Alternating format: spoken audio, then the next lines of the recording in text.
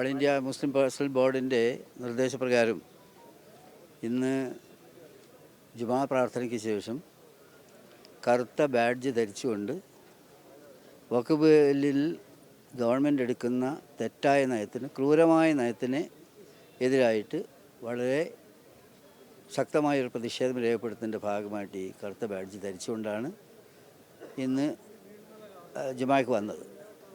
ഇതിൻ്റെ വിവരങ്ങൾ മുസ്ലിം personal law ബോർഡിൽ നിന്ന് കിട്ടിയത് വളരെ അടുത്തായിരുന്നു, വളരെ സമയം കുറവായിരുന്നു. എങ്കിൽ പോലും പ്രതിഷേധ സൂചകമായി ഞങ്ങളെല്ലാവരും ഇന്ന് ധരിച്ചു വന്നു. ധാരാളം ആളുകളും അതിൻ്റെ കൂടെ ചേർന്നു. ഈ മുസ്ലിം പേഴ്സണൽ ലോ ബോർഡിൻ്റെ ആഭിമുഖ്യത്തിൽ ഇവിടെ ഡൽഹിയിൽ ഏതാനും ഒരാഴ്ച മുമ്പ് വളരെ വലിയ തോതിലുള്ള പ്രതിഷേധ സംഘമുണ്ടായി. അത് പ്രതീക്ഷിച്ചതിനേക്കാളും വലിയ ആൾക്കൂട്ടമായിരുന്നു ആ പ്രതിഷേധത്തിൽ പങ്കെടുത്തത്. അതിനുശേഷം ജന്തർ മന്തർ റോഡിലും പ്രതിഷേധമുണ്ടായി.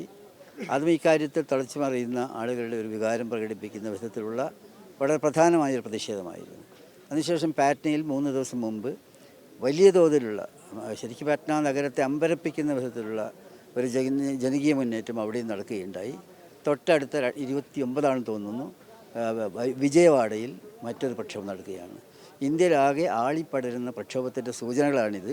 ഈ കാര്യത്തിൽ ഗവൺമെൻറ് എടുക്കുന്ന തെറ്റായ നയം തിരുത്തുന്നതിന് വേണ്ടി, ബില്ല് പിൻവലിക്കുന്നതിന് വേണ്ടി രാജ്യവ്യാപകമായ പ്രതിഷേധ സമരങ്ങൾ ആരംഭിക്കാൻ വേണ്ടി പോവുകയാണ്.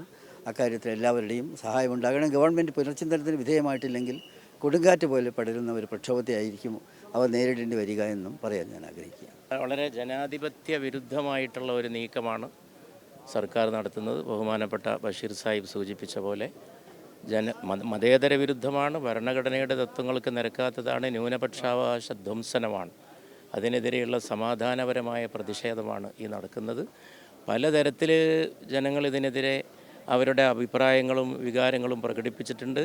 പാർലമെൻറ്റ് ഉപസമിതിയുടെ മുമ്പിലൊക്കെ അതിനൊക്കെ കാറ്റിൽ പറത്തിക്കൊണ്ട് ചവിട്ടി മതിച്ചുകൊണ്ടാണ് എല്ലാ മര്യാദകളെയും ഒക്കെ അതിലംഘിച്ചുകൊണ്ട് ഈ സംഗതിയുമായിട്ട്, ഈ വഖഫ് വിരുദ്ധ നടപടിയുമായിട്ട് മുന്നോട്ട് പോകുന്നത്. അതിനെതിരെ, ആ ജനാധിപത്യ വിരുദ്ധ നീക്കത്തിനെതിരെ സമാധാനപരമായിട്ട് മതേതര സമൂഹം പ്രതിഷേധിക്കുകയാണ്. അവസാനത്തെ വെള്ളിയാഴ്ച റമദാനിലെ ലാസ്റ്റ് ഫ്രൈഡേ, ഇന്ന് സാധാരണ 1 മണി മുതൽ 2 മണി വരെ ഒഴിവാണ് രാജ്യസഭയിൽ. ഇന്നിപ്പോൾ 1 മണി മുതൽ 2:30 മണി വരെ ചർച്ച വച്ചിരിക്കുകയാണ്. ഇതുവരെ ഇല്ലാത്ത സംഗതിയാണ്. റമദാൻ നടത്തി പുറമെ ലാസ്റ്റ് ഫ്രൈഡേ ഇന്നത്തെ ഹോളി ഞങ്ങൾ പ്രതിഷേധ കുറിപ്പ് എഴുതി വെച്ചിട്ടാണ് വന്നിട്ടുള്ളത് രാജ്യസഭയിൽ.